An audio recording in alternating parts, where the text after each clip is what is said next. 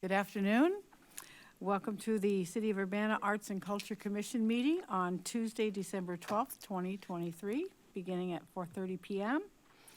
We will start our meeting today with the call to order and a roll call.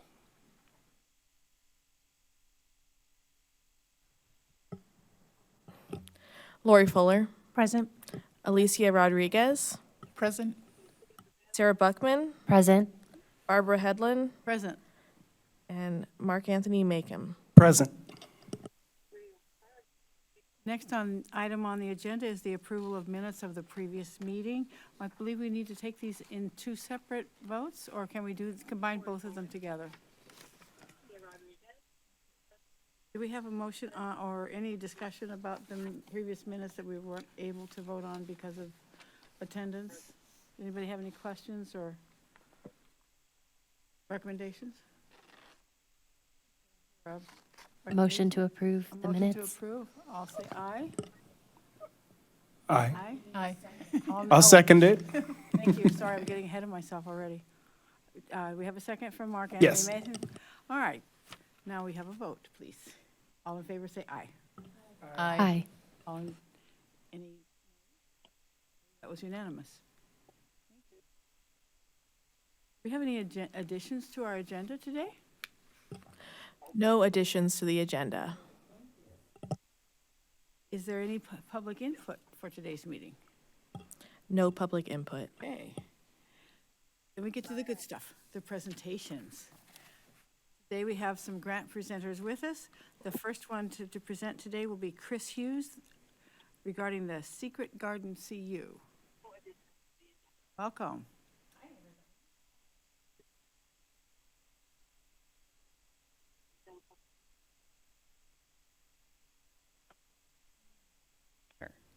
All right.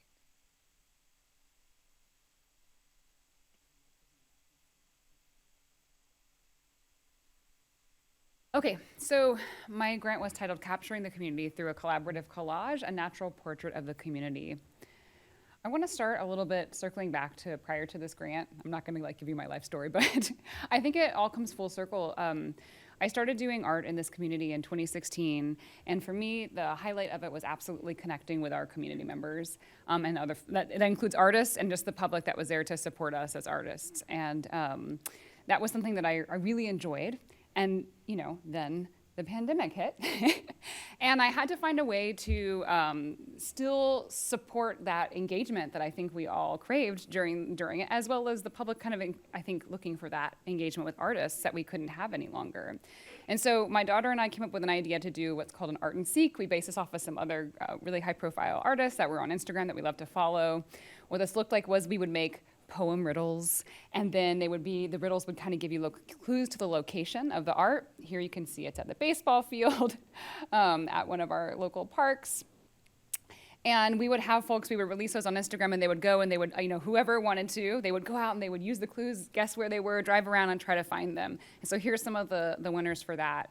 At the same time that I was doing this during the pandemic, I was actually generating the idea. So even though I started this in 2023, I had been thinking about this idea since 2019 to try to engage the community at large. And this really came from the fact that with my conversations constantly came up of community members saying, oh, I have this collection or that collection. And that was so motivating for me to think, wow, what does everybody have in their house? And what would it look like if we all kind of came together and shared that stuff and made it into a single piece? Hence the motivation for this project that I proposed. So just as a quick summary of the project, I hope you all remember, but it was effectively trying to do just that, represent the community through collected specimens that were then donated by community members over this last summer, and then to represent them in a piece. And so we'll talk about the components of that today. A huge part of this completely hinged on, the success or failure of this largely hinged on whether or not the community was into it. And I had to I appreciate you all trusting me, and I had to kind of trust my instinct with the interactions I'd had over the many years at art, events with our community. And lo and behold, they really turned up. So I showed up for 11 events, which was a huge overcommitment in the summer. But in, about 3 or 4 months, I did 11 events in town. I'm going to highlight a couple of these today so that you can kind of see what those activities looked like. The first one I want to highlight is the IGB Pollen Power program, and this is run in part with the grant collaborator that I had for my grant, Julia Pollack, who's the leader of the Institute for Genomic Biology's Art of Science. And so what this program does, Pollen Power, over the summer, it's effectively a one-week summer camp for kids. And this week it featured Unit 4 students that were 5th through 8th graders. And I got to come in and work with 3 of the classes. They were kind of divided into 3 classes of about groups of 15 or 20. And what's cool about this was a multi-day experience. So Julia led the first day, which was, hey, let's go out to the prairie. She got permission to go collect in the local nature space close by. And they went out, you can see the students collecting there in the bottom left, and they just chose whatever resonated with them, what they connected with. They tried to learn the species names when they could. And then you can see they had these little vases that these little glass vials up on the top left. They were preserved over that night. And then I showed up the next day, talked to them a little bit about what the art looked like, what it meant to preserve flowers. You can see the students, they were able to interact with some of my own specimens. They were able to practice with the silica. They all then took their flowers that they had collected or grasses or whatnot, and then they were able to put them in the drying solution. And then I was able to take those home, dry them, and then have them as really my first specimens for the piece. So that really set the tone for what I was trying to get out of it. Some learning engagement, some back and forth about what kind of they knew about plants, what they were interested in, kind of how I was interested in it, and really getting our hands dirty into this stuff, right? We had a similar great engagement through the Urbana Park District with Urbana Neighborhood Nights. I did 2 of these, and these served as both collection sites. We would give out free bouquets, so if people just were like, oh, hey, here's some flowers from my garden, and they could then in turn donate one back if they wanted to. We also we had permission from the Park District to have folks collect on site at that park for those days. So they were out exploring the park during that time, and you can see here some of the participants and what they kind of found or contributed. I also had my activity set up so people could say, what's the process? What do you do with this stuff? So it was all right there. They could bury their own little specimen that they found or brought, and then it came into to be a part of the piece. The bread and butter of this project was absolutely the farmers markets. I really thought that this would be a great place for people to drop off. So I was posting consistently on my social media apps, saying, talking about the project and saying, hey, if you're already coming to the farmers market to get something, go ahead and drop off your specimen for the week. And so we use it as a place for advertising. So in June, not a lot of people kind of knew about the project. So we were there handing out flyers and little postcards and kind of giving them examples. And you can see Wendy up there in the top. We had our big sign that we had printed, and we had examples of things for people to interact with. And that really got the word of mouth out. And then, of course, when July came, there was more folks there, attached to the dates. The flyer had the dates, that we would be at the farmer's market. And you can see some of the stuff that folks brought. They brought flowers, they brought insects, they brought eggshells. We got a huge variety of things, which is exactly what we were hoping for. And this culminated in connections with people being like, I didn't bring anything, but my gosh, just come over to my house. Here's my address, and you can pick whatever you want. And I get invited in for tea. It was just it was exactly what we were looking for, which is how our community is and is so lovely. That's what we were getting, right? We were getting those connections and getting to chat about things and sharing stories. So stories was a big part of this, and we'll talk about the story map in a moment. But everybody, when they dropped it off, had the opportunity either virtually or with a physical pen and paper there to share their stories about what they were dropping off, or just also their perspective around nature and this environment here in our local area, right? Because it was about the local environment. I'll show you how those came into play here in a minute. So what this culminated with these kinds of 3 months of collections and great community participation was the ultimate piece. You can see an image of it here, and then some close-ups. This is my day. I look really happy and tired because I had just finished the piece and got it in the frame, which was in and of itself a feat. So it was quite a relief to have it up and running. The piece was entitled Reflection. This is this is the image that was shared with the community. We actually printed 150 free prints that were shared then at the open exhibit, so we'll talk about that. But it was 32 inches by 40 inches. And it had over 45 community submissions, and that typically was multiple people submitting. So the amount of engagement was higher than that. We had over 100 species. 20 of those were insects. 200 specimen pins in this, pinning them together, about 6 hours of drying time, and around 30 hours for me to pin it all in place. So we got exactly what we hoped for, right? Look at that, mushrooms, eggshells, bark, flowers, so many varieties, right? Some people brought things dried already, some people brought things fresh. That was really nice to see. A large component of this that Wendy Dorman, this is her here when she was helping with the farmer's market, assisted with.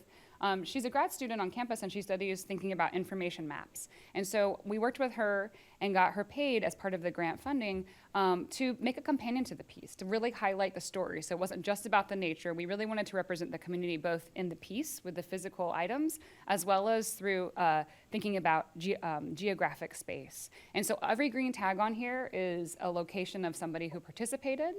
And let's see if I can do this. It's gonna let me.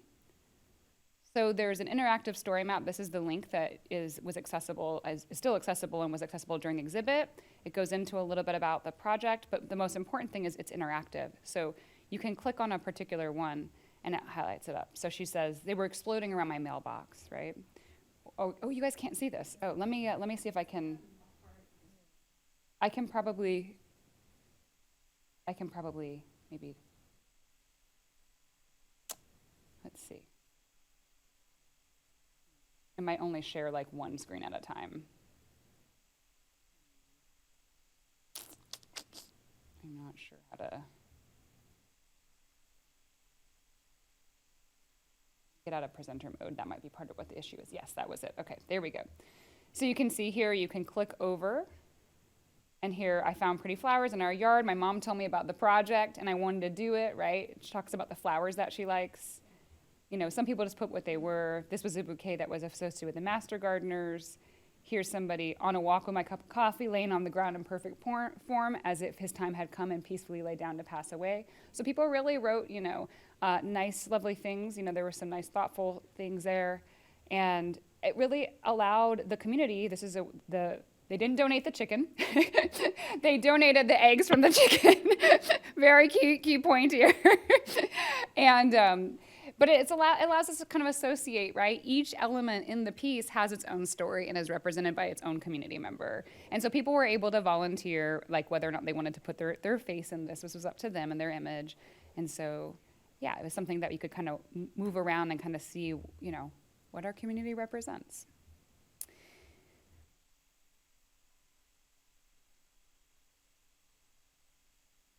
Another big component of this, another key player, was Nathan Westerman. He's a local artist who is vastly experienced not only in wood, and that's how I knew him from his woodwork, but he actually played a pivotal role, and he has a huge background in installation for art museums. And so he was so helpful for me to think through, how do we safely install a piece like this?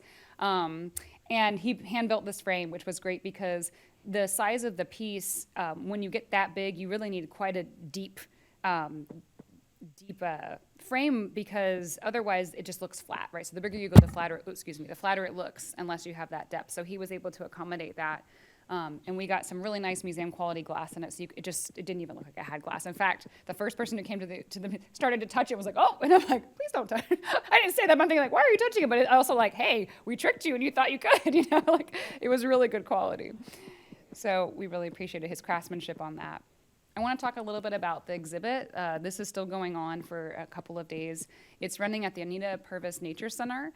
They graciously offered to host it, and it's been on since September. The opening reception had over 200 attendees, and I think that's really attributed to the fact that there was 3 ongoing activities that day, which was great. I think 2 of which were actually funded through the Urbana Arts and Culture grants. So that was cool that we got to like celebrate several projects on the same day. So you could see some people probably came and had no clue what the project was about, and then were engaging, and then other people came to like be like, I want to see where my thing ended up in the piece. So it was cool to kind of get that range of interaction. So here you can see we had the grant funded we did an art mart, several art mart boards for food. It was a big hit. There was barely anything left. We also had an interactive table where you could use a microscope and look at different specimens, and that was part of the art of science activity component for that. So we had another colleague of Julia's come out and run that for anybody who wanted to participate. The exhibit wasn't just the single art piece. It was collaborative with Julia Pollock's Art of Science work. And so her work was there, and then I had a couple other pieces. What's really cool is one of the activities that I didn't feature in the slides, but was the Camp Fresh with Urbana Park District. That's teens. When I went to them, I actually brought dried flowers and a frame and the mat board, and I was like, let's make a piece. And so it was so cool. They just would go around, and each person would pick a flower, put it in, and then the next person would build on that. And so we featured that piece at the show as well. So that's still up and has like credit to the kids that were a part of that. So that was really exciting to feature a lot of artwork from around the community. And then here, just so you can get a sense of what the setup looked like, we actually had the room very dark, and we had crickets playing in the background. So when you walked into the room, so the hallway was really beautifully lit, and it had all of Julia's work. And then when you came into this isolated room, it looks brighter than it was, but it was quite dark. There were spotlights on the piece and then crickets playing. And I think it just like really set the mood. And then behind it, the only other light was the projector with the computer, which said like, please come and interact with me. And then people would scroll over it. And as you would scroll over, that was nice because it wasn't just what you saw, other people could see it too. So, and they would then feel like they had permission to go up and kind of interact with it as well. We had a huge range of ages of participation, which I loved. Little kids would come and donate things, and all the way up, right? And to super, elderly folks, like being like, yes, let's do this. And I think that just really shows how the love of nature and natural things just surpasses, any of those boundaries. And more pictures. There's the free prints. So we put 150 prints out. I think about half of them went the first day, and then after the first day, we left the prints there for Anita Purvis, and then I would just refill them until I ran out. But that was what I had budgeted for, which was great. And that was really a thank you because what we had to do, I had to decide what am I going to do with this piece at the end. And so I had decided, and I had proposed this in my application, that we would do a drawing. So what I did was effectively anyone who contributed, and this is kind of a selling point at the farmers market, so I came online like, and if you contribute a specimen, you are entered into the drawing for the giveaway of the art piece. And they're like, like that's so cool. So, and then I would let them know, anybody who participates and even just shows up, like it doesn't matter who you are, like you can have a free print. And we wanted them to feel like they were getting something back. Because let's be real, it does take effort to participate in something like this, right? Just to even, I can barely remember to like do my to-do list, much less be like, I'm gonna forage and bring this and get it, so and fill out the form. So I really wanted to give a thank you to the community. The final piece giveaway was really special for a couple reasons. I'm getting so emotional. Ooh, sorry. I didn't expect this. So sorry. Ooh, so it was really special. I think making this piece was really a dream of mine. And so I was very nervous about giving it away and doing a drawing where, I appreciate that people participated, but they might be like, I don't want the piece, or like, great, or just like, and so I was, me as an artist, I really was like, I hope that this goes to the right home. And I really had to trust that it would all work out. And of course the magic, it did. My daughter wanted to do the drawing. So she's been really involved in this. So that's her there, my daughter Cricket, and she drew out the name, and it was Edith Peacock, who you may know. She's a business owner in town. This is her shock, and then she started crying, so everybody's crying. I couldn't believe she was there, first of all, right? Like the odds of this is a 2-hour reception. Many people cycled through. The fact that she was there during the drawing time. Edith, I've known since I moved here in 2009. She's cut my hair all these years. She has been so supportive of artists in town, right? And she's been very supportive of me. And she had, she was one that I'd seen at the farmer's market. I was like, how are you not contributing? You've given me stuff over the years. And she's like, oh, I forgot. And eventually she finally remembered to bring something to the last farmer's market. So for me, it was really special that she got the piece. That was just such a validation for me that like we did it right. It went to. I felt so good giving away the piece, and she's planning to, which is really cool. Kind of goes with the community vibe. Is she's planning to have it hosted in her shop, so it'll be there for everybody. And she said she's working with somebody right now to get the good lighting set up. She's so excited. It couldn't have gone to a better home, I think, to really just go with the whole intention of this project. So that was the biggest risk, and that's totally out of my control, right? And that was really powerful to have it happen in such a great way. So, yeah. So this is the team. Oh, I'm so sorry. I'm basically done. Yes. This is the end right here. And then I just wanted to talk briefly about hurdles. I definitely over-promised on my engagement. And then the financial component, I just wasn't aware of the taxable, and everything's taxable income, and that would have been great to know in advance, because then I can plan for how much of an honorarium to give myself. So that's just a little bit of feedback, but truly this was a dream for 3 years to be able to do this project, and it couldn't have gone better. I just wanted to say how thankful I am that you guys supported this. So that is it.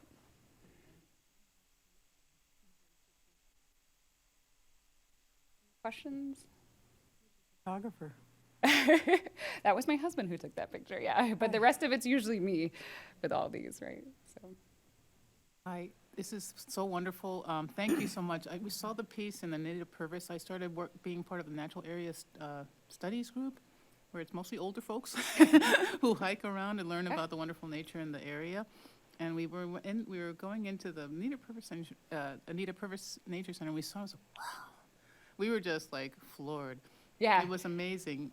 It was so fun to see people's reactions. Like people were like, when they came in, for like, so that's what you, as an artist, that's what you're waiting for, right? It was that everyone had that impact for everyone who saw it, and it was amazing. And then we were thinking, and that's what I was thinking too, but I don't know how many people were thinking about the same thing, how we can contribute to that more, because Yeah. we're tramping around out Absolutely. in the woods. Yeah. Learning, and they're master naturalists that usually lead the Oh, nest. yeah. And there are folks who just become master naturalists, and it's been a wonderful thing. And we were thinking, wow, this would be so wonderful to continue to do something Yes. like that. So if you are interested Absolutely. somehow in connecting with a master naturalist group, they've been around for a long, long time, and something like this would be wonderful to continue in different ways. Absolutely. That you and others Yes. think would be wonderful to do. But it was just like you had an incredible impact with everybody. Oh, that's great. Who saw it, and I'm really I'm very happy that you've done this project, and looking forward to anything else that you do in the future. Thank you, and I appreciate your comment, because actually part of what I scratched from the grant that we had originally put in it was we were going to have a Facebook page with trying to have some master naturalists as a part of it, so where people, if they found a specimen and they wanted to donate, they could be like, hey, I don't know what this is, or we could have like master naturalists, like tidbits of information, but it just felt like so much to try to coordinate that and corral that early on that I pulled it from the project, but it was a part of it that I had really, for me, I personally had also wanted to, to have that resource to learn from, and so I know that you're absolutely right. The knowledge is so high here in our space, and so I think it's important for us to try to find ways to support that and promote it and share it. We'll be in contact. Great, I hope so. Thank Okay. you.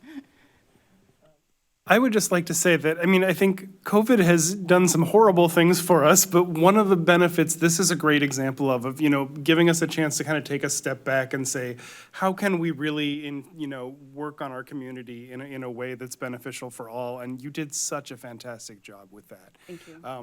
The fact that there are people that will probably have those prints for their entire lives, and every time they look at it, they'll remember the fun they had making it and the friends and connections they made while doing so. And I just think this is a great use of, the community to make something together that brings them together. So I hope this will inspire a lot more similar projects. Thank you so much. Thank you. No, it's lovely. Imagine it probably gave some parents some ideas when their kids come and say, I'm bored, I have nothing to do. Yeah. Go collect some things and make something now out of it. Yeah. So my daughter does. Yep. Thank you. Thank you so much for your presentation. Congratulations. Our next grant presenter is Charlie Harris on the Rose Bowl Aftermarket. Hi, everybody. I'm out of town, so I'm calling. And We get a little more volume on his voice. hello. Hi, Charlie. Vivian's getting your presentation up right now. Public input, we might want to turn up his microphone. Yeah, I can't hear equipment. No, it's on our end, of course. Okay, the first slide is up. I don't know if you can see that. I can't. But I tried to make it like pretty straightforward in such a way that it doesn't really matter if we're on the same page, but we can try. Charlie, have you been on UPTV's YouTube page? Because you can actually... Oh, there, now it's up. Okay, sorry. I was Okay. just seeing, I wasn't, got it. Cool. I think there's a little bit I'm not sure if you guys, I don't think there will be a delay on your end, but there might on mine, but we'll just navigate that. Anyways, hi everyone. Thank you so much for supporting arts and culture in Urbana. So it looks like my slide's up, and this was year 2 of this sort of initiative. Last year, for those that remember, we did, we sort of incorporated all sorts of stuff, and we did the tier 3, and this year we scaled it back and just focused on Saturday afternoon, noon till 5 p.m., and we called it Aftermarket, and they were presented outdoor, weather permitting, outdoor at the Roseville Tavern in downtown Urbana. So, okay, next slide.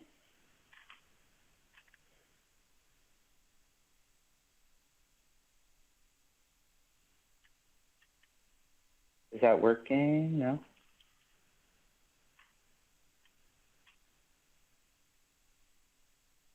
Hello? Are you seeing that the slide that says we did it? Oh, wow, it doesn't look very good. Okay, sorry, y'all. Well, I'm going to go off my presentation because for some reason I had really nice fonts and colors. Sorry about that, everyone.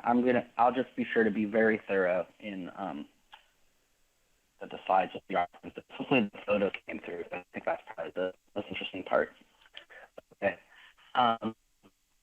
So yeah, we succeeded in presenting a diverse collection of inclusive content forms and events in downtown Urbana. Aftermarket focused on Saturday daytime events which occur outdoors in the parking lot patio at the Roseville Tavern. The reason I feel that this was success in accomplishing the goals of the Urbana Arts and Culture Program is that presenting music performance at an accessible time, being noon till 5 p.m. on Saturday, when not everybody, but most people have work off, and all ages are welcome. It's outside, so it doesn't have the deterrent of being in the Rose Bowl in a bar, or maybe in some other space that, maybe people just don't feel comfortable indoors from COVID, or either way about it, I think this produces a nice element of inclusivity and welcoming. So I'm going to go to the next slide. We collaborate with the diverse collection of local artists and organizations. As I said, the inclusive and accessible to Urbana was such in addition to the music and performance. And just kind of bringing art and sound and lighting in downtown Urbana. Okay. Audio presentation. Charlie, do you think we could pause for a second and see if we can get the sound to be at least a little bit louder? And clearer. There's a big lag between what's on the show and what we're hearing.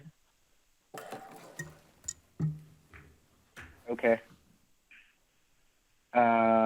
So, wow, sorry this didn't format well. I swear it's not what mine looks like. So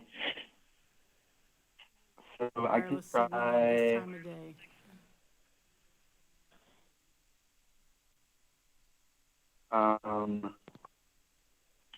Vivian is just gonna check with a staff member to see if we can fix anything or tweak anything on our end. So no worry. We can still see the slides, so don't worry at all. The text is still there. I think you were cutting Okay, out a little bit, so I didn't know if you're. Okay, let me try just, reconfiguring my headphones real quick Okay. and see if this works any better. Give me a second.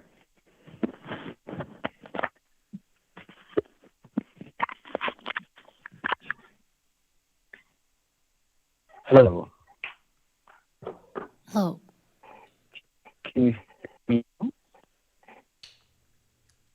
You're still cutting out. Okay. I'm not sure that it's me then. I think that's actually better. Um, I think it's better, louder now. Okay, great. Okay. Thanks, Charlie. I think I'm good. it's better now. Okay, great. Okay. So, okay, let me go back to my slide. A lot of this I talked about.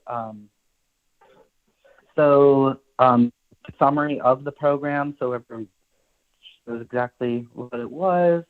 Noon to 5 p.m. on Saturday every week, no cover charge. Trying to have programming that was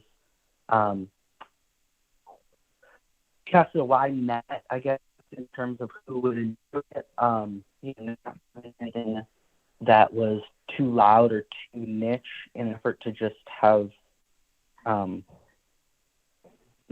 programming in this sort of nuanced way. I think we had a couple repeats due to just having trouble finding, 52 different sets of programming for Saturdays, but we pretty much had all, there were 2 slots, a minimum of 2 slots every Saturday, and each one of those was a different group, musician, organization, primarily focusing on Champaign County and adjacent areas, artists, and organizations. Okay, next slide should be a photo. See if that's working. Oh, that looks better. It's better now, too. It's not all Great. Okay, so the next slide's a photo of me, and I think we're just going to hit a bunch of photos here. Ooh, a blank slide. Yeah, so just kind of like throwing some photos at you. Oh, geez. Hopefully those come through.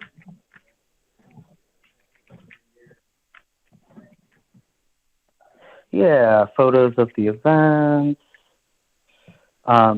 Just showing kind of the various vibe and what it is for those interested in seeing. And then we get to our highlights. If you want to just cycle through those, Vivian, until you get to the slide that says highlights.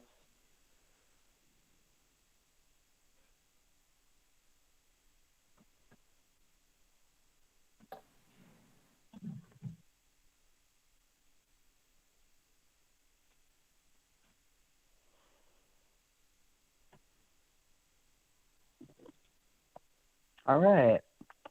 So yes, I'd say for me personally, accomplishing this another year was a highlight in and of itself. It's a lot of work to put together all those bookings and facilitate with the sound engineers and promote the shows and make sure everyone's comfortable and doing all that. Continuing to create work opportunities for performers and organizations and local engineers is a highlight and an important part of this program. And then we did see increased attendance here. I believe this has to do mostly with one, moving farther from COVID lockdowns and people, I think, starting to go out more to events and gatherings, And then also, I think people are just creating habits, and doing this for the second year, focused on this Saturday slot starting at noon. I think people are starting to know it's there.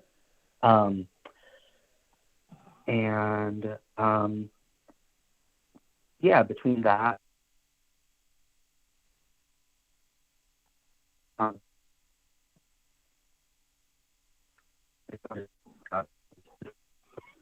if you want to go to the next slide. And Vivian, if you just want to scroll through those next slides about Girls Rock, I can talk about the event until you get to the next highlight. So here's just some photos. This is the second year in a row, or third year, that we've collaborated with the Girls Rock CU, a local organization promoting girls and non-binary involvement in making music and forming bands and performing. And it's just a delightful event. And it was a pleasure to collaborate with them. It's just some nice photos showing them. Kind of people of all ages, and lots of parents and community members came out to that event, and everyone's singing along and just being so supportive, and it's really special organization. And so they held their fest for one of the Saturday aftermarkets. Yep. And then another highlight is collaborating with Uniting Pride of Champaign County. Yeah, you can move on and we'll talk about the Pride Fest. So they had some performances and a drag storytelling event and a Pride trivia, and they also held a market, and it was just phenomenal to be a part of that. And the arts grant supporting us being able to facilitate this programming and make this happen is just wonderful to see in downtown Urbana.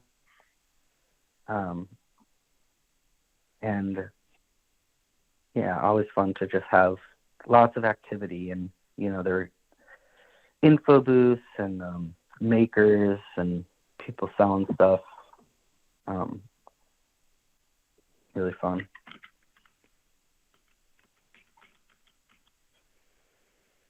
And then one other highlight that I'm just calling out a couple of them, as you all, as I said, there were 2 shows every Saturday.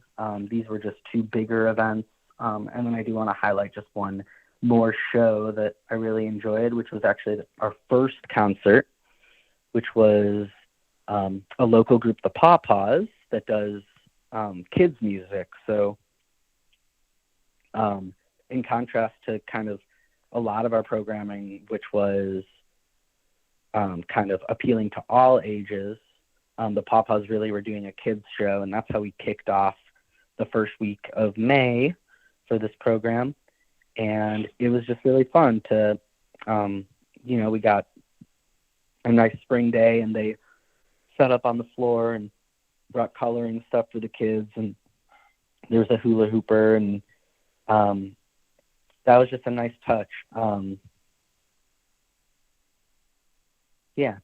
To have that, especially the Rose Bowl doesn't see a lot of kids programming just because of it being a tavern and the nature of the thing. So it was fun to activate the space in that way. So that was a personal highlight.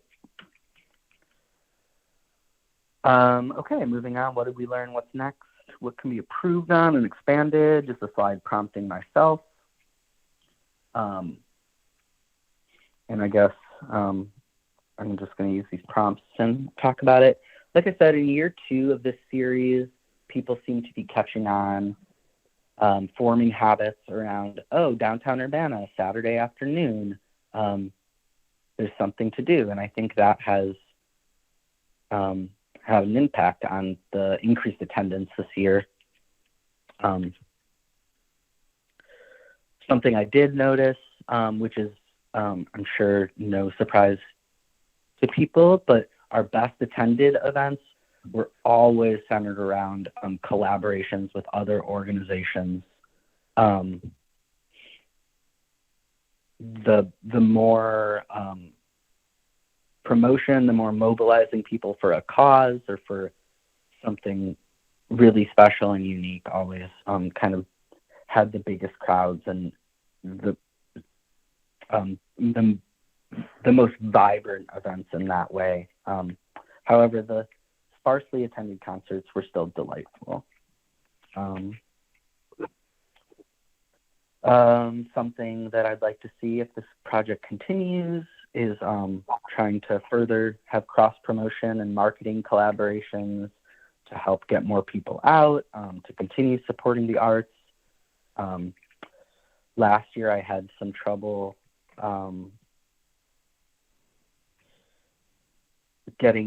facilitating collaboration with the actual market, and hopefully next year can just get a little bit more of a jump start and find some time to come up with creative ways to collaborate with the market, at least to spread the word, to hopefully get more people enjoying these performances. And I saw Kelly's in the audience. Hi, Kelly. A nice little thing is 40 North has introduced their own Saturday afternoon series called Postmark.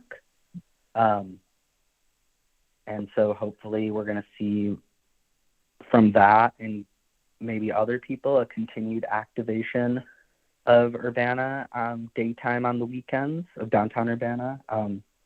And hopefully, fingers crossed, that's centered around arts and performance and creativity and collaboration. And sort of in summary, maybe the biggest thing I've learned, and I think this is the same thing that I sort of ended with last year, was the work going into this and the continued work organizing and presenting in Urbana. Just I'm constantly just getting reinforcement that support for the arts is so necessary, and it's hard work. And for myself, I'm hoping to find time and resources to continue other grant writing and seeking, because I think it's just a great way to uplift the arts in our hometown and our community. So with that, thank you all so much. I hope I didn't go over time too much. Sorry about the technical difficulties. But yes, thank you so much. And if you have any questions or inquiries or comments, please, I'd love to hear it.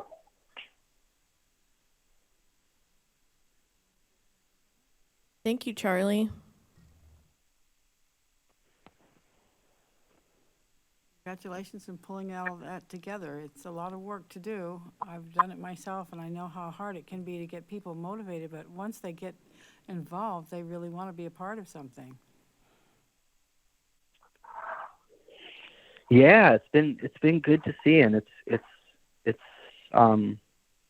seems to be growing. Like I said, it's been nice to see new faces and consistent people coming out, particularly this Saturday daytime. Of course, now there's a little bit of a lull due to that series being over, but spoiler alert, I hope to continue it in 2024.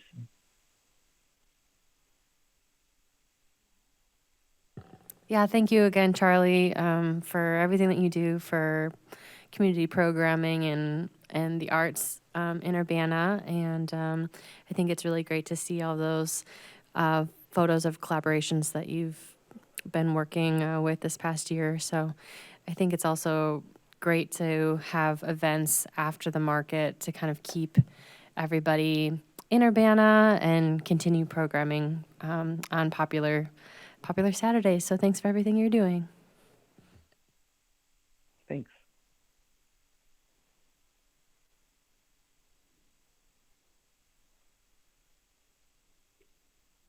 Bye, thank you, Charlie. Our next presenter is Andrew, is it Binder or Binder? Deliracy Conspiracy. Yeah, it's Bender, but Thank you so much. I don't. Yeah, I don't get offended if you call me Binder. Yeah, so conspiracy deliracy. That was my project, and just let me know when we're ready with the slides. We have the slides up right now, so we're ready. Great. And you can all hear me all right? Yes, thank you. Okay, great. All right, so yeah, this is my project, Conspiracy Deliracy. So before I go into what it is, I'm Andrew Binder. I recently did my doctorate at Champaign, Urbana, and I'm a bass player that played a lot around Urbana and surrounding areas. And yeah, so the conspiracy deliracy. So the idea of this project was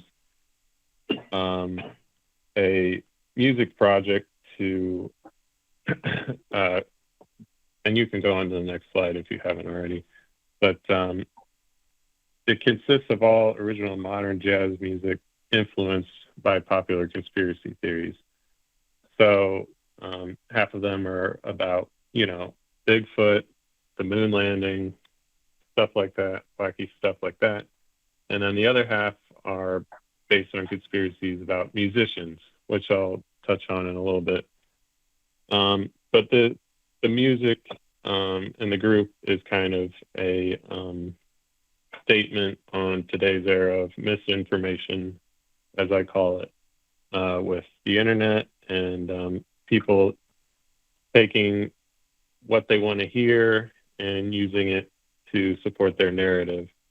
So in the same way, in a similar fashion, I sort of take from other music and twist it and distort it to make it a different version, distorted version of that with this project.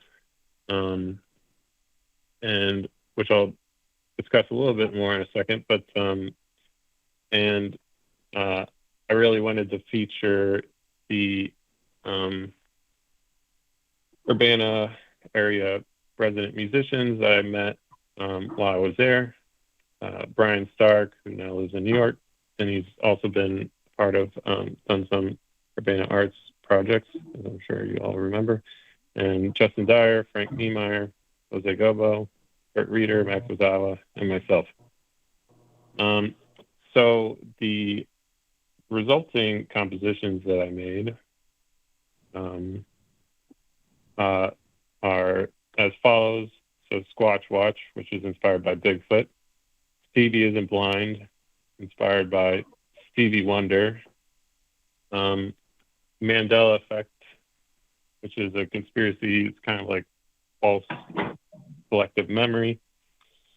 Area 51, based on the event that a bunch of people would rush and try to break into Area 51 that happened, that tried to happen in 2019. Moonwalk, based on the moon landing that people think was faked. Katy Perry being a lizard person. Dark Side of the Mattress Firm. So this one is a cross between Pink Floyd's Dark Side of the Moon, specifically Money, and Mattress Firm. People think is a money laundering scheme. Birds Aren't Real, where people think birds are actually surveillance drones for the government. Avril Lavigne is dead, and she's been replaced by a doppelganger. And Beyonce is a part of the Illuminati, and she runs the world or the government, yada, yada, yada. And I should say, I don't believe any of these. It's just, I'm kind of almost making fun of some of these, and hence the delirious part, or the delirious part of the name. And so a little bit about how I wrote some of these. Like, for instance, the Stevie Wonder one, I took the bass line to Superstition, and I inverted it. So I flipped it upside down. I stretched it out, making it into sort of like a technically 9/4, and kind of like made it into like a more distorted version of the original Superstition. And then I also used some aspects inspired from like Sir Duke and other songs of his. And so I did that with pretty much every single piece that I did.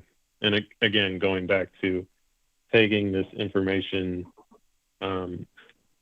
this prior information, and distorting it. Like Rush for Area 51, I inserted, like, smushed a bunch of space movie themes together.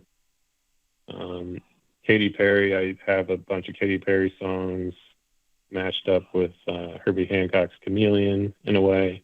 But these are also, they're distorted to the point where you don't really recognize them unless you kind of know what you're listening for. And then going forward, as a part of the project, I decided to make original artwork that to depict, well, this also ended up being a recording project, which this is all for, but I made original artwork just because I wanted to be creative, original artwork for each individual track, which is on the next slide after the front and back one.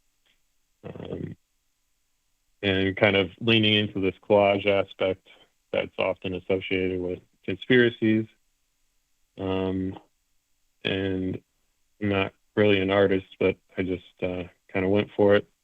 A quick thing of how I did it, I just took pictures of things I found around the house or things I had, and then I cut them up in Illustrator and then pieced them together into these little caricatures on each individual track to make this colorful depiction to go along with the music.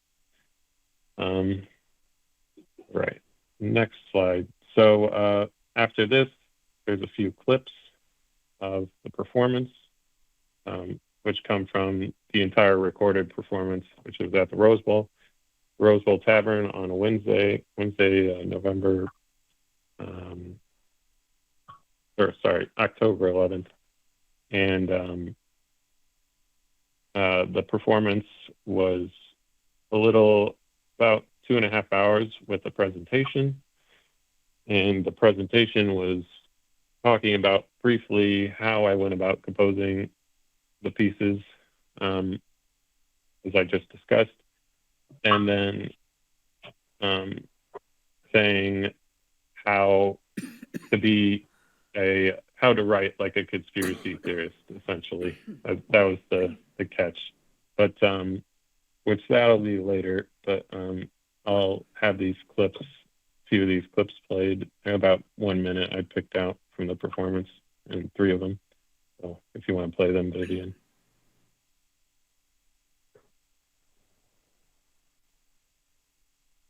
Sure.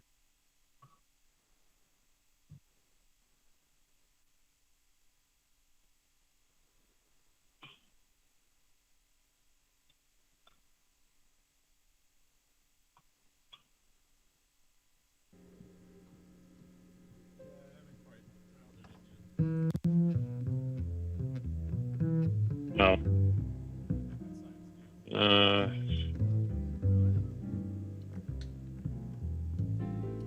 should be at a certain timestamp.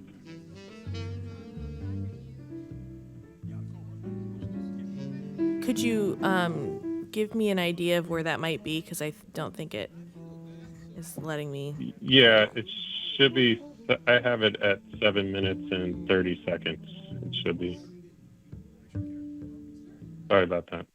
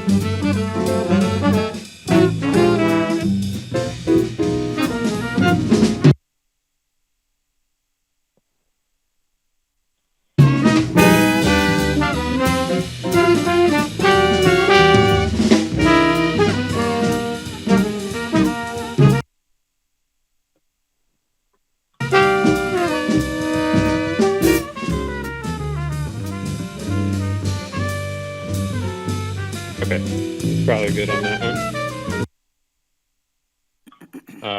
That was Squatch Watch based on, it was a contrafact, which is a reharmonization on John Coltrane's Giant Steps. So it was kind of a pun on Giant Steps and Bigfoot, with like a classic jazz, more of a straight ahead jazz vibe. The next one is Moonwalk. Is that cutting in and out for you guys too? Yeah, it was stopping and then starting. Yeah, okay. Sorry about that. Is there a time that you would like us to start this second video at? Yes. Hold on.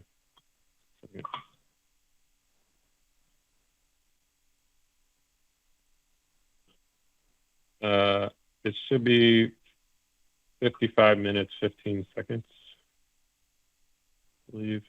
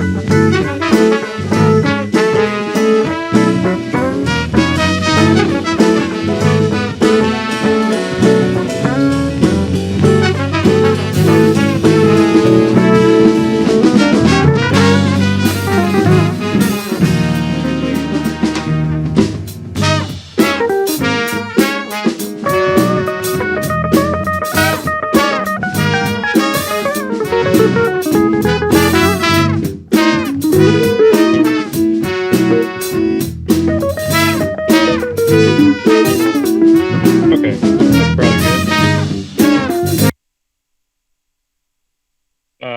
So that one was actually, I gave you the wrong timestamp. That was the next slide, which was Katie is a lizard, but that's fine. So that was the funky one based on Herbie Hancock's Chameleon and a bunch of Katy Perry songs like California Girls, Dark Horse, Peacocks, stuff like that. Yeah, for time's sake, we'll probably go ahead. But we have the full performance documented and everything. Yeah, the music itself spanned a lot of colorful genres, I guess. And so, it wasn't just straight ahead jazz. It was like funky and some more wild stuff, out stuff with the Area 51 one.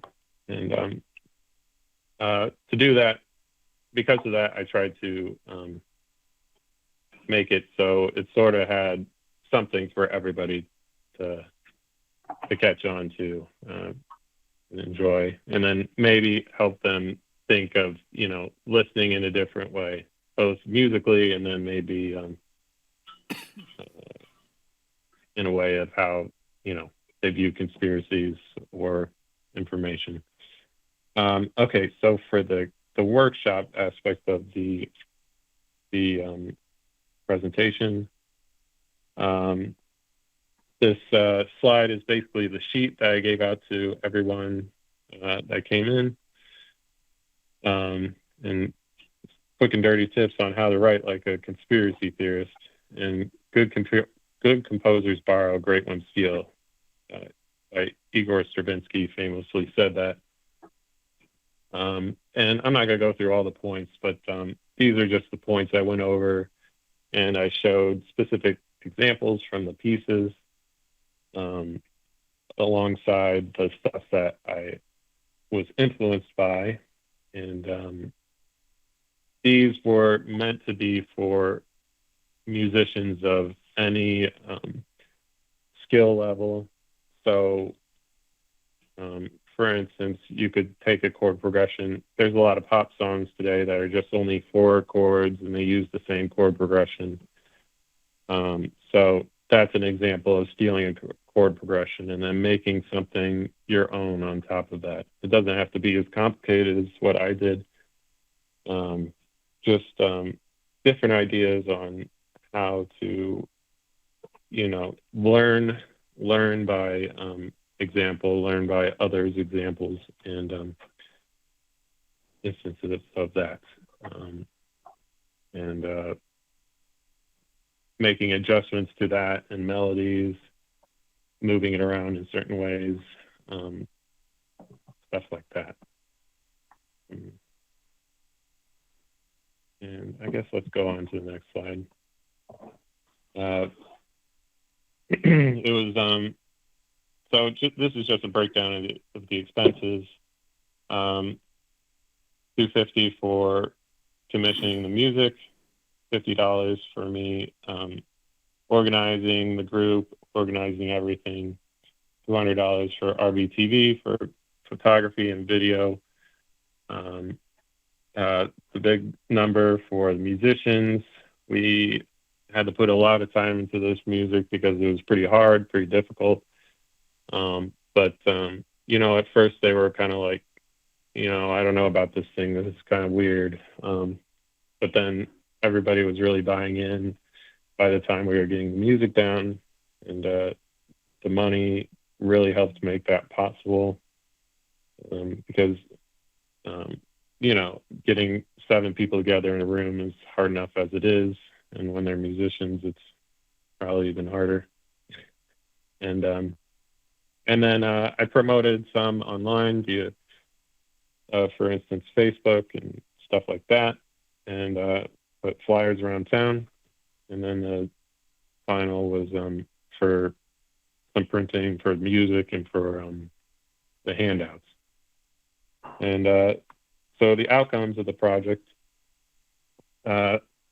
was a compelling performance of original music with colorful subject matter relevant to modern times, and the workshop assisting in other aspiring musicians. The Rose Bowl has musicians coming in and out all the time. The Wednesday night that we did it is a prime time for jazz, and there's a jam session later, so many musicians who would come out for that came out to our performance. And these ideas, several people came up to me afterwards and were like, wow, I really, didn't think of it like that. This was really great that you had this simplified sheet that I could use and stuff like that. And then other people came up to me and said, wow, this is really impactful group and performance and a really unique subject matter, really unique type of music, and really relevant to what's going on today. And it helps that people are interested in conspiracy theories. So that kind of was my way to hook everybody in. And yeah, this will lead to future use of this and other opening doors for my professional career as an artist, and such as using this workshop for presentations. And it led to professional recording of the album, and we took this music elsewhere outside Urbana too. But yeah, I guess for time's sake, that's about it. All I got. Thank you for making this possible. And let me know if you have any questions or comments, or yeah, thanks again. A lot of fun to be a part of this. Thank you, Andrew. And would it be okay to have that link shared with the Arts Commission for like the video that you have on your presentation? Yeah. Okay. For sure. I think I have it. It's just on my drive right now, my Google Drive. But I was in the process of uploading it to YouTube, and I was having issues just because of space. So I'm gonna put it on YouTube though, and then I'll share that, and then all the photos that were included as well. I could also just share a Google Drive that I got from RBT, Rose Bowl TV, with you guys, and that's on there as well. But yeah, of course. Thank you. I have a question. What was your attendance like for the event at the Rose Bowl? It was great. Brian mentioned to me later, did you count the attendance? And I was like, oh. So unfortunately, I didn't count, but I think it was the best attended show that I've played at the Rose Bowl. And I don't know how much of that was like, there was also trivia going on right after, so people may be coming in and out. But and there was like a lot of new faces that I met, that people came up to me and said they loved the music and were really interested in the group. And yeah. Great, thank you very much. Yeah, thank you. Else? Comments or questions?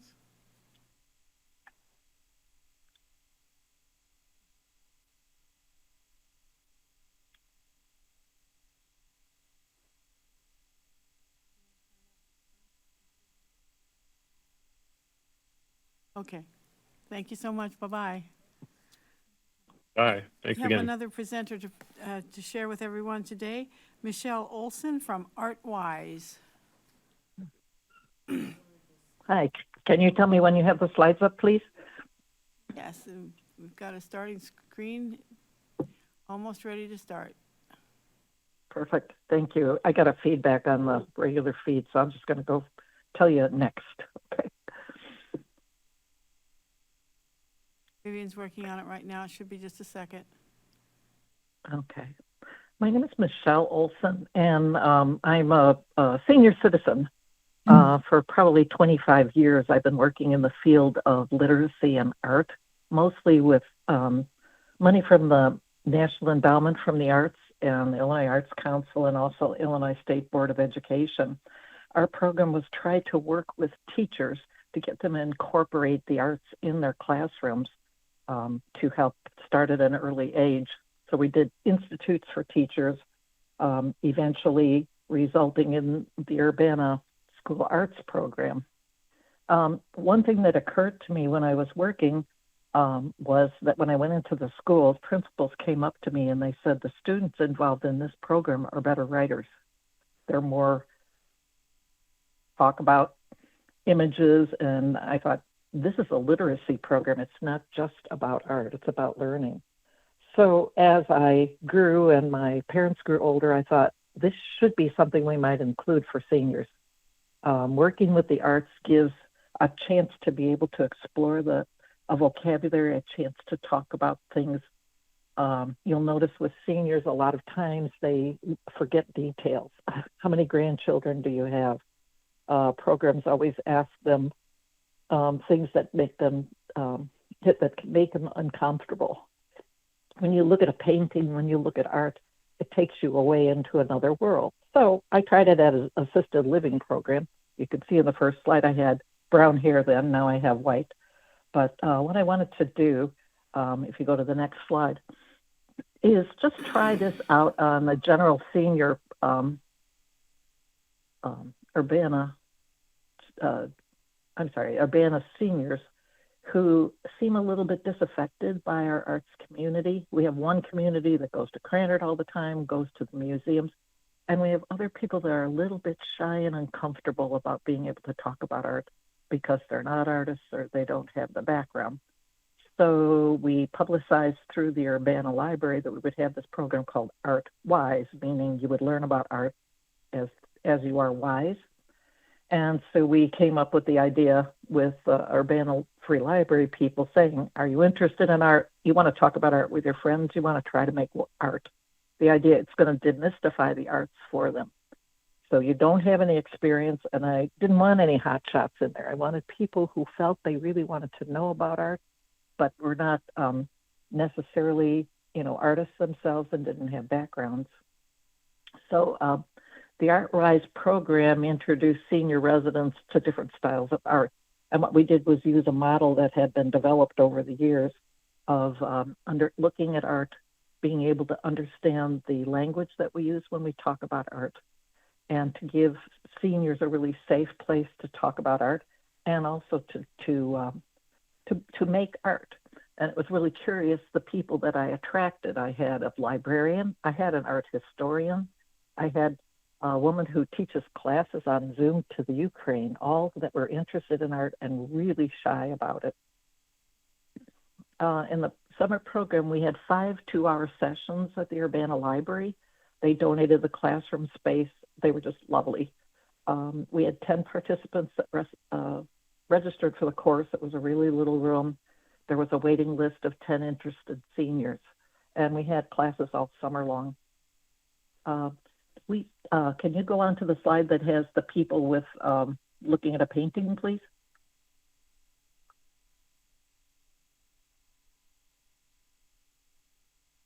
Do you have it? Is it the 2 people pointing at the painting while they're looking at it?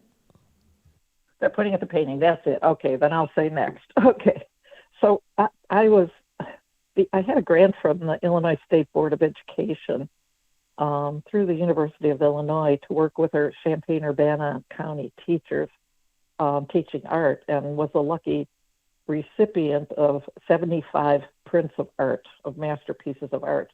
When the grant was over, I asked the university, what should I do with them? And they said, you could keep them as long as you continue to teach. So I had this wonderful, wonderful collection of art that I could share. So we began by teaching my students how to look at art and look for the aesthetic elements, the art elements that artists use: sensory, formal, technical, and expressive. I didn't want to intimidate people, but what we did was just explore, look at the paintings.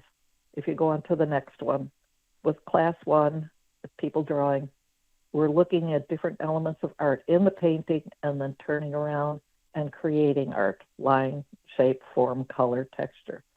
We made art because the notion was, you look at the painting, you look at the artwork, you see what the artist did, then you turn around and you practice it in an expressive manner. So next slide, it says class 2. we explored the color wheel. Now that was really interesting because a lot of my students had never mixed colors. You know, this is something that maybe you think everybody knows that yellow and blue make green, but they didn't. And they were so delighted to see the different colors that they could make and the shades and the tints. So they were working with that and then looking at art to see what the artist did. Class 3, if you look at the next slide, we were studying balance, symmetry, contrast, and unity, the formal elements, and using collage as a method to be able to express symmetry and asymmetry. Next slide, we're looking, let's go on to the one that has people holding up paintings. We looked at art to look for expressive elements, and then we began painting with acrylics. Now, these are people who've never painted before, and they were really shy about it, and did a really good job. They began to notice and began to talk very freely. Let's see what we have here. Okay, some of my paintings aren't showing up here. Let's go to the woman who's drawing. This woman came in with a broken hand, and this became one of my neatest students. She just continued on, and later on I saw her, and she's still painting since the class. Got another one there. Let's just scan through. There's something wrong with this presentation. Okay, can you go to the one that has a man with his hand? I'm sorry, this is not as technically good as I would like. What do you have there, Vivian? It is the woman with her cast on holding a paintbrush. Yeah, okay. Let's just go ahead, scan through these. Do you have did any of them come through that had pictures of art? No? Yeah, we went past a lot of paintings. Okay, for some reason they're not showing up on my screen. I don't know why. Okay, those are the paintings that we used, and we looked at them and did what we call scanning, where we talk about the art. We say, we look for different elements, line, shape, color, texture. Then we look for the expressive image, and we say, how did the artist make it look that way? In other words, if you ask questions with polar pairs, we call them, like, does she look like she speaks softly? Does she speak loudly? Does she look like she's kind? What did the artist do to make her look that way? And then the students began to understand that the use of tints and pastels would make that woman look soft. At any rate, the students went on to paint and to talk about paintings in every class. And eventually it was time to have a show, but we had nothing to show. And I was speaking to my son, who's an artist himself. He said, why don't you buy the students art materials and ask them to submit their 2 very best paintings? So I bought them all art materials, sent them through Amazon, and they painted at home and then came back together for a wonderful exposition. We invited the people from the library to come. They also shared research that they've been doing on their own paintings. So if you just want to scan through there, you can see the program. Just flip through the slides because mine is not showing up well. Let's see if I can get it. Aha. I'm sorry. So hard not being there in person.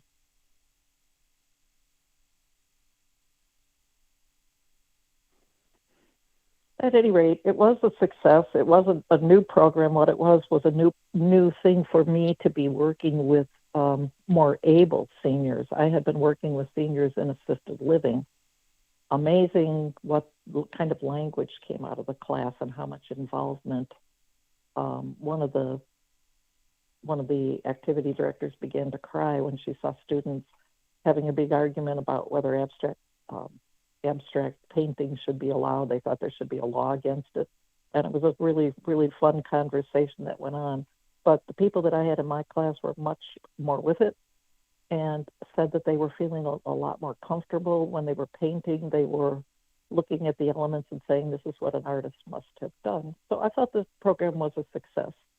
I think it was difficult to do at the library because there was no water and no sink, and we had to really improvise when we painted. But all in all, I saw some of my students recently who want me to do it again. So I pass that on to you. I think it was it was a wonderful experience for me, a chance to get back and teach, which I love. So thank you.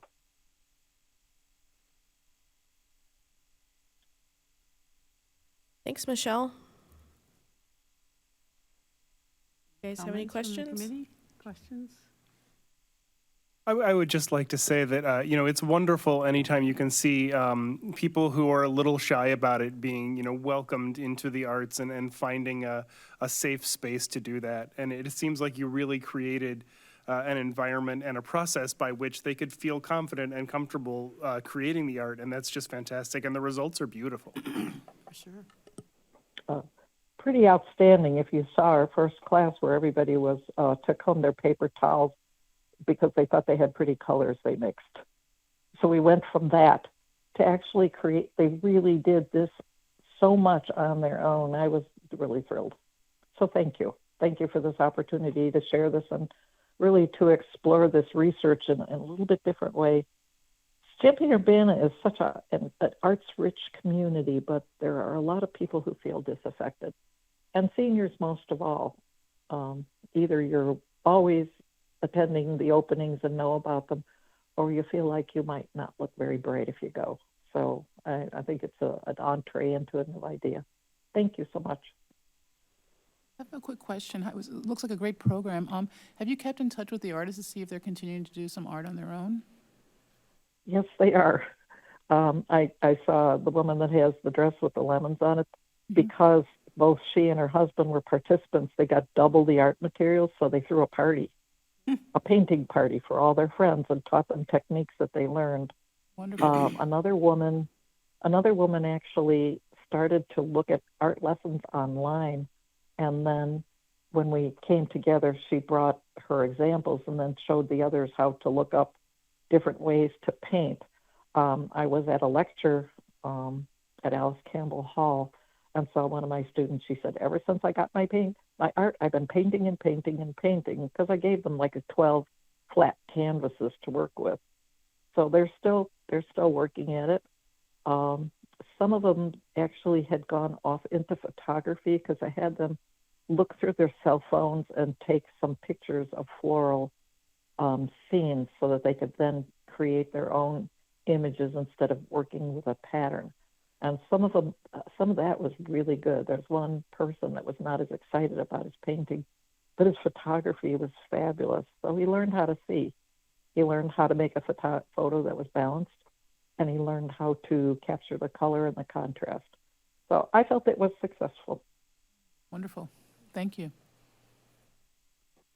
Thank you. Sorry about the technical difficulty. It's hard to be away.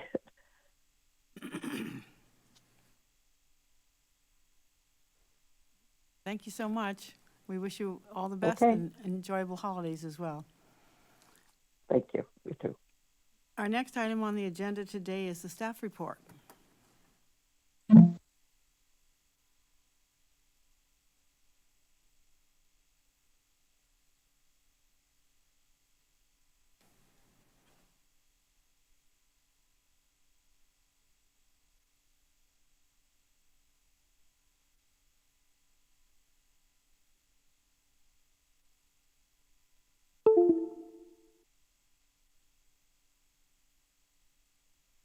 Welcome back, Kelly. Good to see you. Well,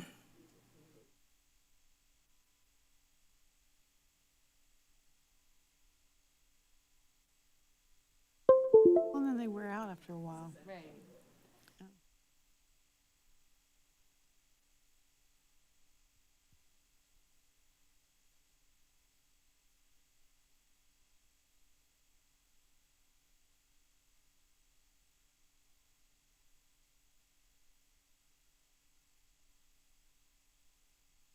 Okay. Hi, everyone. I won't take much of your time because obviously you've already had a lot of presentations happen, but I just wanted to come in and report on a lot of the stuff we've been doing with Urbana. It's been wonderful to work with Viv and Stephanie. We've had a great time. The other staff person, Elsie Hedgebeth, she had a prior commitment, so she couldn't be here tonight, but she does want to meet everyone. I think some of you might have met her already. But so I just wanted to go over a few things since I last came in to chat about some of the new programming and continued programming. So Sky Gallery is up and running. It will run all year long. I just put a few up there. It's not always based in Urbana, but about half of them will always be in Urbana. There's 7 altogether, and they move throughout the year. So I think 3 or 4 started in Urbana and then have kind of, a few have moved. I think Bob Chapman's is still in the same spot. They kind of, Adams Outdoor makes the decision depending on availability and things like that. But they'll move throughout the whole year until we select new ones next year. So just a really great way to kind of put art out in the everyday landscape, unexpected to see on the billboards. Since I last came here, we also had the Crystal Lake Park Art Fair. It was a little rainy. It was torrential rain, but it's a rain or shine event. And the thing that probably was the best part about this day is how touched the artists were by the people that came out. And they came out ready with rain gear and plastic bags and full umbrella. I mean, they came to look at the art and buy the art, and they were ready for the rain. And I think even the artists that were feeling a bit upset about the rain were so moved by the fact that they even said they might not even go to an art fair on that day, but the fact that they saw all these people come. We had over 500 people come, which is great for, I mean, it was basically rain and sometimes torrential rain throughout the day. So the good part was to see how many people supported it. The other great part was it was moved to a slightly different location in Crystal Lake Park. And it really is the location that we had planned the whole event around initially, but it's just been having construction being done. And so this will be its final place. And that was great because we discovered that it's going to be a perfect spot because it's right next to the large pavilion, near the lake house. It's visible from the street. Before, people kind of had to find it and know kind of where to go in the park to get it. But now you could be driving by and going, oh, what are those white tents? And so even people that weren't aware, it was very visible from the street. So between just getting the uplifting feeling of people supporting them, but also really finding that that's going to be the magic spot from here on out when we do it every year. Yeah. That's Susan and Patch Adams on the Yeah, photo. it is. And so the other big part we've been doing since we last met is we did kick off our new monthly event in downtown Urbana, which is called Postmark, meaning obviously post-market, both market, outdoor market and indoor market, because these will be all year round, every single month. The first one we did in September was outside. We utilized the Busey Bank parking lot to do music as well as kids activities. And then we also worked with a lot of the local businesses to either have a special, have a food special, host an artist, put on a display, have a demo, all the different kind of things. And then what we do is every month we create this map, not unlike the Boneyard Guide. It's like a mini Boneyard, really. And so on the inside, there's a whole map and all the venues that are participating are listed in here. And it's been great thus far, and I think the magic is going to be building it. We got to keep at it.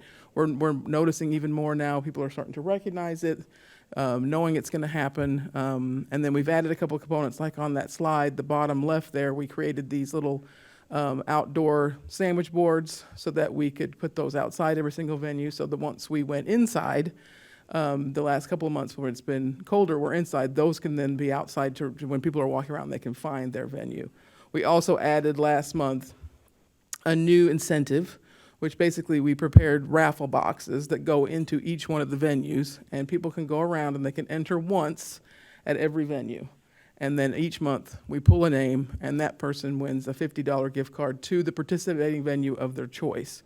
And so we've already had our winner. They went to 6 venues in December, which is great, and they chose Art Coop. So we bought a $50 gift card to Art Coop. And so every month we'll be doing that. So it shows people that if they get around to several venues and enter, they have a much bigger chance of getting a gift card, and then the participating businesses get a chance for us to buy a gift card for them. So that worked very well, and I think we'll build on that every single month. The other part we do every month is we select an artist, and we create a limited edition postcard. So those are from the first 4 months we've done this. They're real printed postcards. They can be used as postcards, and so we have them at our table, and we hand them out. And once they're gone because they're all limited edition. But it's been fun to select an artist and having high quality postcards printed, and they've enjoyed it, and people have enjoyed being able to pick those up and use those. Obviously, it goes along with the whole postmark look and idea of having postcards, and it's another way for us to feature local artists. The other big event that we did, which is kind of the way we kind of see Postmark, is basically it's bookended with two large festivals, one being Boneyard and one being the Fall Fusion Festival. So basically, once Boneyard hits, we're outside. And then after that, Postmarks go outside. And then the last one that's outside is Fall Fusion, and then the Postmarks will continue after that inside. So that's kind of those two bookmark festivals go between the indoor and outdoor aspect of Postmark. And this one was a large one. We did close the streets for this one. Postmark, we don't close the streets. But we worked with the Urbana Park District, and they let us use their wonderful stage. So we had music. We hired a professional pumpkin carver, who actually, at the time, was actually featured on Halloween Wars on the Food Network, so that was fun. He got second place. He didn't win, but that's fine. But we had all these kids' activities. There was face painting, there was balloons, there was caricatures, there was tons of photo ops throughout downtown. We obviously had Christine there doing, fire dance and fire breathing. We had all different kinds of activities, and then also special food specials and different features inside the businesses. Like Carolyn Baxley had two artists demoing outside, people doing plein air painting. It was a very fun day, and it actually was. We felt it was a very successful event, and I think a lot of people enjoyed the family side of it. I think people enjoyed kind of immersing themselves in downtown Urbana, and then I think the fall vibe. I mean, people really liked the backdrops and the pumpkins. We had, I don't know how many pumpkins. It was 8 pallets of pumpkins distributed throughout downtown, and so we tried to kind of transform downtown into a little pumpkin farm. But it all went very, very well. We were thrilled with how it turned out.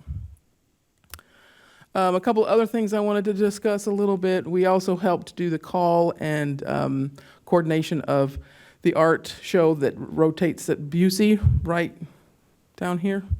At the second and third floor of wealth management. So we do a call for that, and artists submit, and then we coordinate the jury. And we had the opening, I think that was in October sometime, but a really nice turnout. They've done a really good job. It's really starting to gain momentum because they're doing the rotation every year now, and they get a great turnout for the opening reception. Sales are pretty good. In general, I think one year we got up to almost like 26 pieces sold or something. It's been really good because at the early stages it was kind of more of a learning process of they didn't have prices on the labels. I think people thought, oh, Busey owns these pieces. And so now we've really tried to work with them like, no, we need to let people know that these are for sale and promote the idea that these could be purchased. And so that's really helped it make it really worthwhile for artists to participate. And then a couple of last things. I think I mentioned this last time I was here, but this turned out great. We worked with the homecoming committee with the University of Illinois, and we did quite a few different components to it, but one of the most fun was paying artists to transform block eyes. These are about 3 feet by 4 feet. They're pretty big. They're big. Some artists, when they showed up to pick them up, they're like, oh, this is bigger than I thought. And then these 6 were distributed in downtown Urbana. Some are still up in downtown Urbana. We kind of let the businesses decide, like Art Coop really wanted to keep theirs, and they've got a nice big window, they can display it. Some people needed to change out their windows, and so we pulled them back in. But we did about 15 altogether, and then the rest were in downtown Champaign. But the artists went above and beyond. They did a tremendous job this year, and we had them all in our office for a while, and everybody who came in to visit, we kind of had them down the hallway. So you just kind of had this hallway of block eyes, and it just looks so cool to see all the different versions. And we just tell them, just work your magic, do what you feel. And then they always like, do I have to do a theme? And I was like, well, no, it's already a block eye. That's already the theme. So you do what you do. And then just wanted to highlight this just because it's kind of a blast. We just had the ACE Awards a week ago. Yeah, it was a week ago, which was great. We haven't had the ACE Awards since 2019. And so obviously COVID impacted it on a deep level. And so we were finally able to have it come back. And I just wanted to highlight because, Janelle won Artist ACE, and she's your current Poet Laureate, which is wonderful. Jill from Hui Boutiques, obviously is a very established Urbana artist and has had shows in her home for many, many years. And she won for Advocate because she has helped us with Crystal Lake Park Art Fair and advised us so that we know things that can help the artist and help the artist feel valued and that we are thinking of their experience of an art show. I think some people only think of what the audience is experiencing, and we try to make sure that the artists are supported and feel comfortable, and she's been a critical component of that. And then, of course, we just heard Charlie earlier because the Rose Bowl won the business ACE. And they did a great, when they presented, Martin received the award, and it was a great little speech because he talked about how when they first opened, they would get calls all the time. When they first took over, they get calls all the time. Is there music tonight? Is there music tomorrow night? Is there music this night? And then he said, no one has to call now because there's music every single night. And the whole crowd went crazy. So it was the perfect speech. And then just to end off, a future thing, Elsie is working on Poetry Out Loud right now. The main difference is we are going to host Poetry Out Loud, the regional competition in Urbana. So we're moving it to the IMC. And so we've booked the space. We're hoping to maybe make it into a little bit more of an event. Obviously, we have to do the usual recitations and have judges judge it because that's the critical component. But we might want to have some additional poetry readings. Maybe Janelle will be involved, something like that. But we're excited to move it to Urbana and have it in the IMC and grow it into a bigger event because then those winners at the regional will then go on to state, which is exciting in Springfield. So just want to thank you because it's been a delight. We've loved it. It's been very exciting. Elsie has been fantastic. Like I said, next time we come, I'll make sure that she comes so she can meet everybody. But as people have spoken today with all the different grants, I mean, Urbana is a special town. And I don't know. We're just hoping to keep highlighting the magic that is Urbana. And it's been great. And I think we're just going to keep building and keep working and making it all better. But so far, even in just the short few months we've been starting to do this collaboration, I think it's made some major impact, and we've been thrilled. So thank you all very much. Making it happen.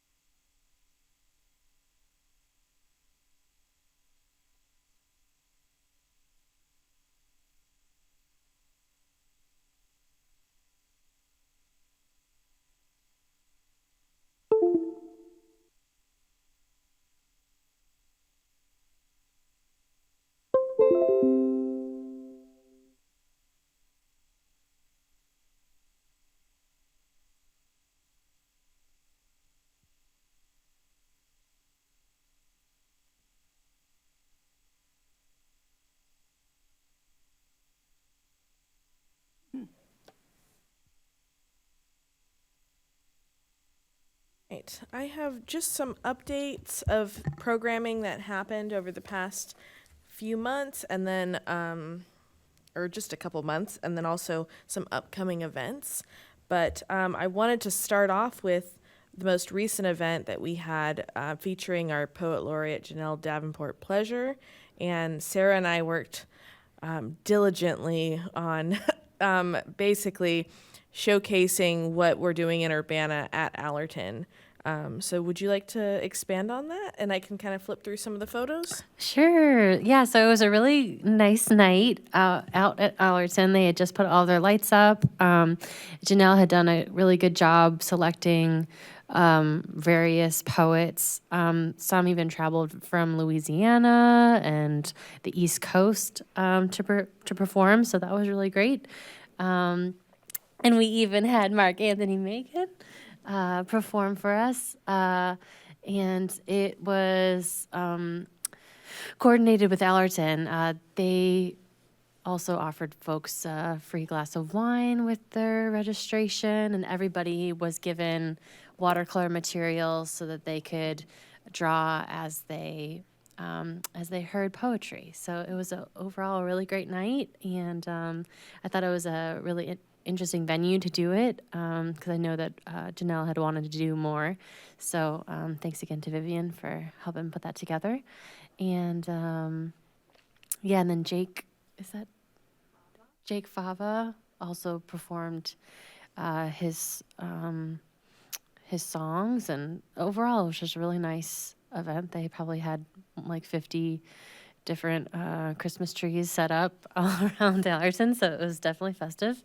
And yeah, so we are actually going to be meeting this week to start our plans for next year's Poet Laureate program. So for anybody watching that's interested in applying for next year's Poet Laureate, we should be getting applications out in the next month or so. And I think that's it. Thank you. Yeah, we'll be working on that, and it will be announced on social media, on our newsletter, and we'll just be spreading the word to spoken word artists to get some people to submit applications. Last week was the craft happy hour for December, and Carol Inskeep at the Urbana Free Library hosted this one on her own, and basically people were able to come in and create handmade holiday cards to send out to friends and family. So that's a monthly event that we are consistently doing, and just bringing in more people basically each month. So we'll be doing more of these in the new year as well. Another reminder, I guess, if you have not been to the Urbana Free Library, to take a look at the Artist of the Corridor gallery space. There's some limited time left to see Anna Gush's pastel pieces that she has displayed. They're really gorgeous, vibrant, colorful works of art. So I would say that definitely worth going in and seeing those pieces before it's the dead of winter and her work is taken down, and some new stuff will be going up, which is really exciting too. So that is something that you can look forward to. Tomorrow is a really exciting event that's happening.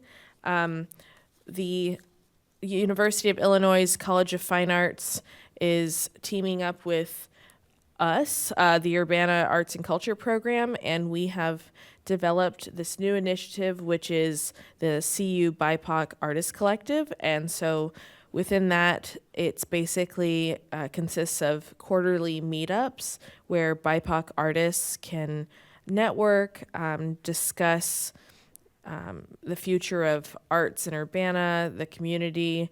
And so this is an invitation to Black, Indigenous, and artists who identify as a person of color to come to Gallery Art Bar tomorrow from 6 to 9 and to basically unwind, meet fellow artists, network, share ideas. There's going to be some surveys that people can take to kind of share how they feel things are going in Urbana and with the arts. There's also going to be goodie bags for the first 40 guests that arrive. So we've gotten really fun swag bags from put together from local businesses in town. So Art Coop and CU CD Vinyl, Bake Lab. It's going to be really fun to just basically support artists of color in town, and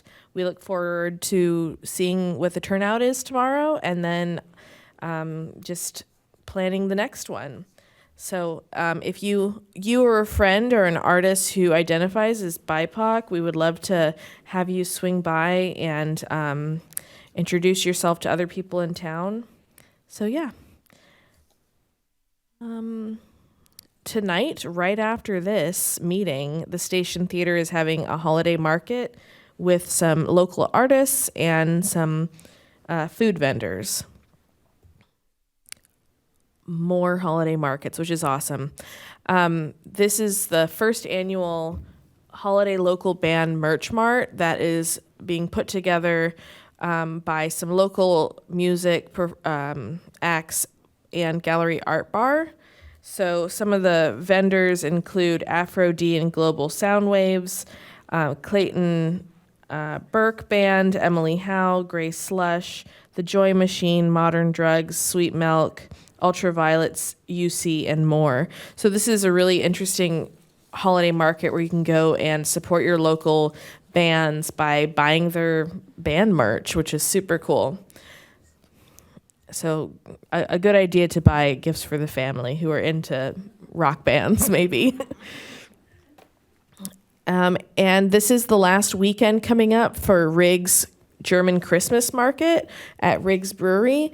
I believe that market is open this Friday from 5 to 8, and then Saturday and Sunday from 12 to 7 p.m. So definitely one more opportunity to get local goods and handmade craft artisan goods. And last on here is a new initiative that the City of Urbana communication specialist and We Love Urbana has collaborated on this Trees and Lights from around the world. So this is a pretty cool project that's happening where downtown Urbana businesses are creating little installations of either trees or a light installation in their business. And it kind of goes with the theme of what their business is. So you can go around and see what different businesses are doing. I think that the upcoming Main Scoop has a little pink Christmas tree in their window that has ice cream cones on it. BR Bike Repair has a really cool tree that has all bike ornaments. So if you're around and you just want to kind of see what some of these businesses have done with either light displays or trees, I think that it'd be definitely fun to take a look at over the next couple weeks. But other than that, that's all I have for us tonight.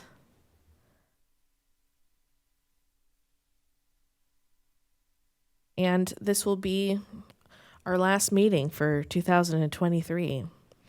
I don't know if there are any questions, but there's definitely a lot to look forward to for next year. Thanks for everything that you're doing, Vivian. You're doing a great job. Yeah. Thank you, guys. Right. We'll be on the search for 3 to 4 more commissioners. Yes, so if we anybody's will. listening and wants to apply for to be on the Arts and Culture Commission, we're taking applications, and they would just look online and apply.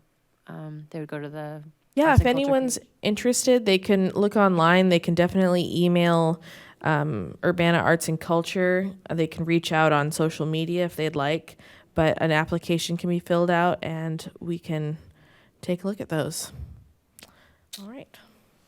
Do you have any other items to share with the commission or with our community before we adjourn today? Well, just one last call for folks to go to Granite Art Museum to see Shozo Sato's ink wash paintings. They're only there, I think, through Friday is maybe the last day. So it's your last chance to see them. And he's really a local treasure, and we didn't get to see most of his personal paintings until this exhibition. And it's a really evocative show. So go and take a look if you get a chance. Probably shut down the museum during the break, don't they? I think so. And they're doing renovations too, so there's not going to be a lot of access for any exhibits for a while, I imagine. Else? That time. Do we have a motion to adjourn? Motion to adjourn. Seconded. All in favor? Aye. Aye. Thank you so much. Happy holidays to everyone. Travels if anyone